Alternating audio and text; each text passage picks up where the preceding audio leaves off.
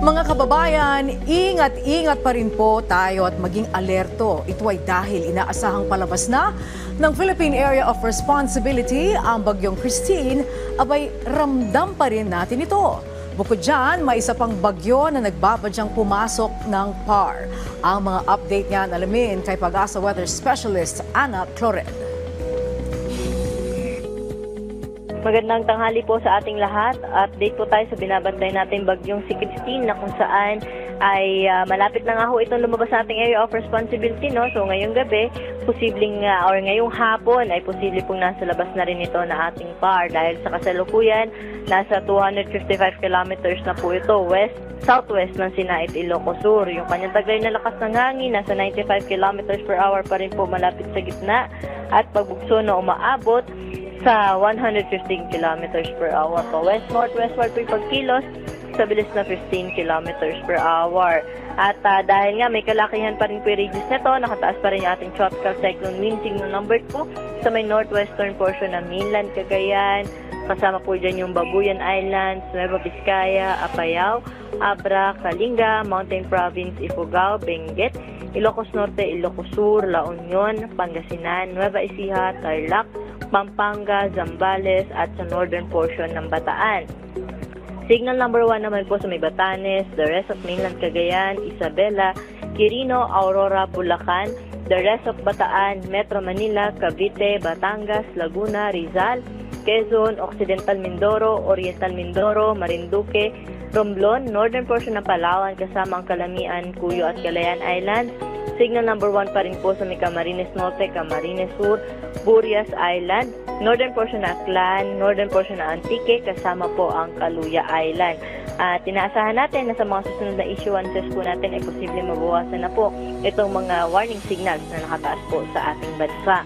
Samantala sa gale warning po natin, meron pa rin po tayo naasahan na minimal to moderate risk ng storm surge, lalo na po sa may areas po o coastal localities na Ilocos Sur, La Union, Pangasinan at Zambales.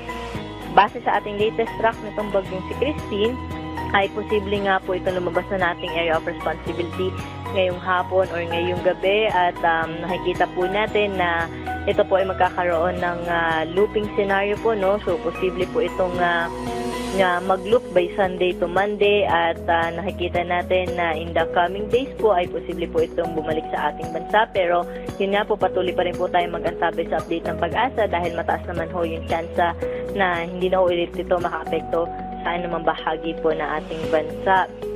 Samantala, yung tinatawag naman po nating Fujiwara effect ay mababa po ang tsansa na mangyari po ito dito sa binabate nating dalawang sama ng panahon, no? Dahil nga kapag sinabi po nating Fujiwara, ito po yung may interaction yung dalawang sama ng panahon.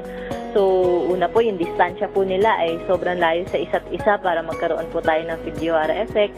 At sa ngayon din po ay minomonitor pa rin po natin. So, dapat at least nasa tropical storm category po yung binabantay nating mga sama ng panahon. Pero sa ngayon, nasa TD category pa lamang po itong binabantayan natin na or nasa labas nating PAR. So, tropical depression pa rin po siya.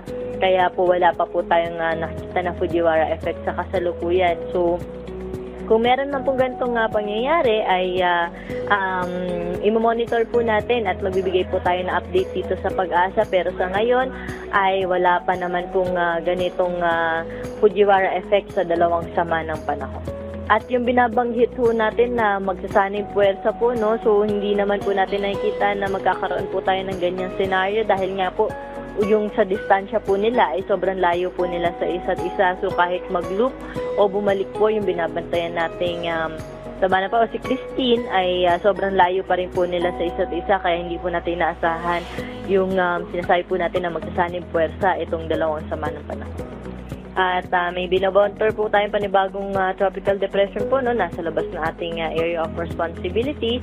At by early next week ay posible rin po itong pumasok na ating PAR. Pero sa ngayon, wala pa naman po itong direktang epekto sa anumang bahagi ng ating bansa. At susunod na update po natin ukol dito sa bagyong si Christine. Ilalabas po natin mamaya alas 4 na hapon sa ating public weather forecast at mamaya alas 5 ng hapon naman para po sa ating tropical cyclone Bullet. Yan po yung latest dito sa weather. At para naman po sa ating dam update,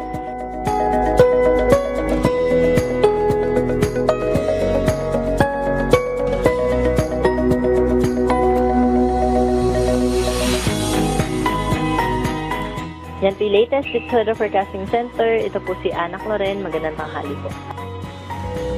Maraming salamat, Pag-asa Weather Specialist Ana Cloren.